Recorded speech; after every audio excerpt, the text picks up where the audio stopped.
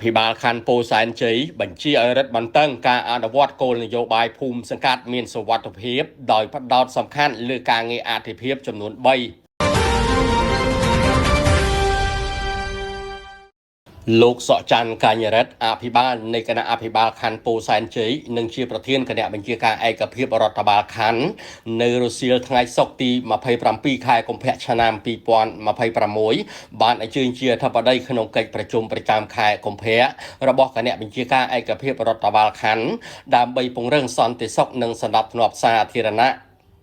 ក្នុងកិច្ចប្រជុំនេះមានសមាជិកចូលរួមពីលោកអភិបាលរងខណ្ឌលោកអធិការនគរបាលខណ្ឌលោកមេបញ្ជាការកងរាជអាវុធហត្ថខណ្ឌមន្ត្រីពាក់ព័ន្ធ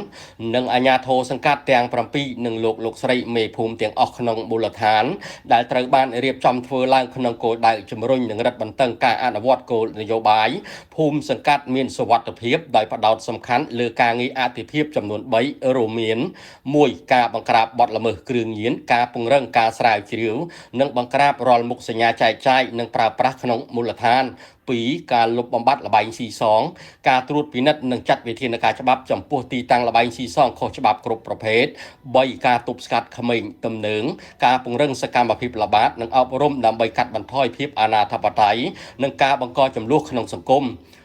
ការណែនាំនិងវិធានការក្នុងឱកាសនោះលោកសកច័ន្ទកញ្ញរិទ្ធបានដាក់ចេញនៅបទបញ្ជានិងការណែនាំមានដូចជាត្រូវបង្កើនការចុះល្បាតជាប្រចាំតាមតំបន់ស្មុគស្មាញនិងតំបន់ដាច់ស្រយាលដើម្បីបង្ការទប់ស្កាត់បទល្មើសអាជ្ញាធរសង្កាត់ទាំង7ត្រូវសហការជិតស្និទ្ធជាមួយកម្លាំងសមត្ថកិច្ចក្នុងការក្តាប់ព័ត៌មាន